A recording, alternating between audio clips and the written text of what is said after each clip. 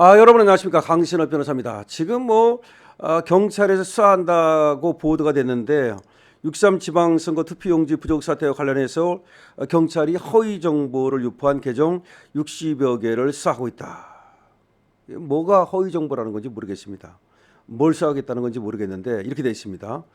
경찰청이 오늘 공지를 했는데 내일 입특막법을 앞두고 오늘 공지를 하는 이유도 또 뭔지 모르겠습니다.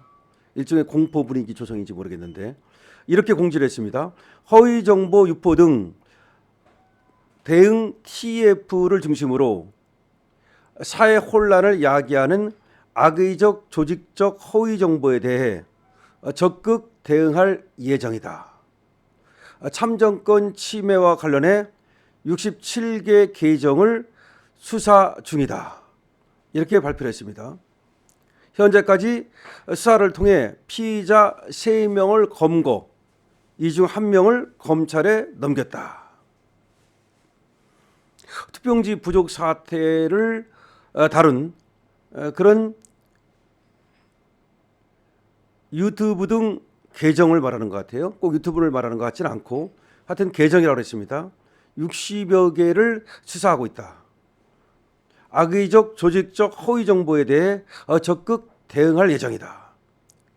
참 경찰이 지금 이 참정권 침해 사태의 참담함을 모르고 이렇게 수사만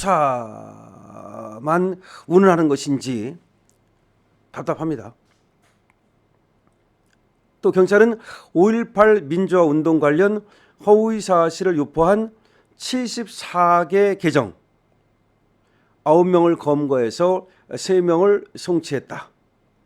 그 다음에 삼성전자와 SK하이닉스의 성과급 협약 백지화 공문을 보냈다는 가짜 뉴스를 퍼뜨린 12개 계정을 수사하고 있다. 가짜 뉴스 허위 조작 난리 났습니다. 경찰력이 지금 치안 유지하고 질서 유지하고 그리고 또 강도 잡고 절도 잡고 그러는데 지금 전력을 기울여야 될 것 같은데 이게 지금 가짜 뉴스 단속에 원심을 기울이는 것 같으니 참 답답합니다. 원유 90만 배럴 북한행 등 가짜 뉴스를 유포한 곳을 포함해 또 38개 계정을 수사해서 피의자 17명을 검거하고 이 가운데 11명을 검찰에 송치했다. 지금 원유 90만 배럴이 울산에서 어딘가로 갔다는 거죠. 그와 관련해서 의문을 제기하는 여러 뉴스가 있었죠. 그래서 여러 유튜브 등을 통해서 많은 곳에서 그 의문점을 다룬 거죠. 근데 그것도 또 이제 수사 대상이 돼가지고 무려 17명을 검거하고 11명을 송치를 했답니다. 그리고 5.18 민주화 운동 관련 또 많은 사람들이 수사를 받고 있고요. 그리고 허위 정보라고 하면서 투표용지 부족 사태와 관련된 그런 또 수사도 굉장히 대규모로 수사가 되고 있네요. 그걸 오늘 서울경찰청에서 보도를 했습니다. 투표지 부족 사태와 관련해서는 무려 67개 계정이 수사를 받고 있습니다. 내일부터 입틀막법이 시행이 되는데 오늘 이렇게 대규모로 발표를 하는 것은 다분히 시점이 의도적이라고 보입니다. 그러니까 이렇게 많은 사람들이 허위 정보를 유출했다가 수사를 받고 재판받게 되시니 그리고 내일부터 입틀막법이 시행되니 조심들 하라 그런 얘기겠죠. 좋게 말하면 일종의 계도 내지는 경고를 보냄으로써 국민들이 거기 휘말리지 않도록 하는 그런 뜻이겠지만 좀 다른 쪽에서 보면 일종의 경고를 보내는 거 아니냐라고도 볼 수가 있겠습니다. 대한민국이 어쩌다가 이렇게 표현의 자유를 억압하는 나라가 됐는지 참 답답합니다. 옛날부터 임금님기는 당나귀기. 그게 뭘 말하는 거겠습니까? 그러니까 말하는 건요, 거짓말도 있을 수 있고 약간의 사기도 좀 있을 수 있고, 말은 좀 많은 사람들이 거짓말합니다. 그리고 소문도 뭐 이런 소문 저런 소문 있고, 근데 그거는 시장에서 걸러져요. 시장에서 걸러집니다. 어떤 사람이 거짓말 했다 그래서 다른 사람들이 그걸 무조건 믿는 게 아니에요. 한두 번만 넘어가면 에이 말도 안 되는 소리 하지 마라. 야 증거 있어? 이렇게 다 걸러집니다.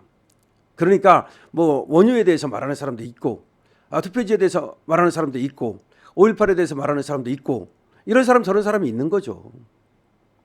그럼 설사 그것이 사실이 아니라 하더라도 그게 무슨 남의 돈을 띄어먹는 것도 아니고 남의 뭐 운명을 좌우하는 것도 아니고 좀 거짓말이라고 해서 그것 때문에 엄청나게 그렇게 사람들이 피해를 보느냐? 글쎄요. 제가 말씀드렸듯이 아무리 그렇게 해도 안 믿는 사람은 안 믿습니다. 그런데 이걸 가지고 요새는 말이죠. 그 어떤 것보다도 허위사실 유포다. 참 명예훼손이다. 지금 뭐 경찰에서 아마 싸고 있는 사건 중에 아마 반은 허위사실 유포, 명예훼손, 뭐 모욕 이런 게 아닐까? 과거에는 말이죠.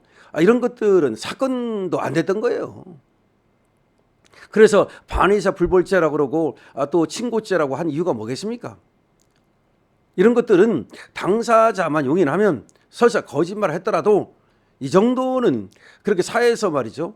법적 제재를 가하지 않았던 것들이에요. 그런데 이걸 그냥 지금 중심이 전부 다 이 명예훼손죄가 중심이 돼버렸어. 허위사실 유포다. 무슨 뭐 조작 기사다. 뭐 모르겠습니다. 설사 원유에 대해서 이런저런 어떤 의문을 갖고 이런저런 어떤 얘기를 하는 과정에 조금 사실이 아는 것이 포함됐다고 칩시다. 그러나 사실을 알 수가 없잖아요. 그럼 나라에서 말이죠. 그 90만 배럴을 어디로 갔는지 그리고 그걸 명확하게 증거를 대가지고 그럼 국민들이 그걸 알았으니까 다른 얘기를 안 했을 거 아닙니까? 그 의혹이 있으니까 의문이 있으니까 얘기하는 거 아니에요?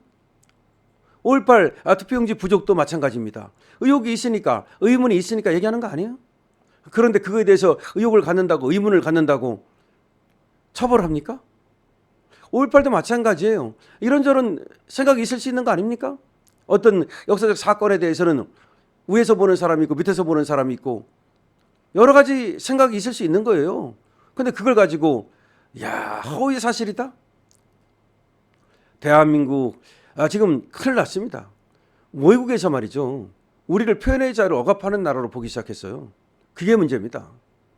그러니까 대한민국이라는 나라를 민주적인 어떤 국가로 보는 게 아니라 상당히 저거 독재국가 아니냐 이렇게 보기 시작했습니다. 원래 히틀러 같은 사람들이 말이죠. 독재자들이 그렇게 국민의 입을 틀어막잖아요. 그래서 검열하고 그러잖아요. 중국도 검열하잖아요. 북한도 검열하잖아. 검열하고 입을 틀어막고 처벌하고 되게 이런 나라들은 독재국가들이에요. 그러니까 우리나라를 바라보는 시선이 어떻겠습니까? 상당히 이거 외국에서 볼 때 말이죠. 대한민국 민주주의가 후퇴하고 있다 이렇게 보는 거죠. 참 기가 막히다는 생각이 드는데 여러분께서 어떻게 생각하십니까? 여러분들의 의견을 댓글로 적어주시기 바랍니다. 강신업 TV입니다. 좋아요, 구독을 부탁드립니다.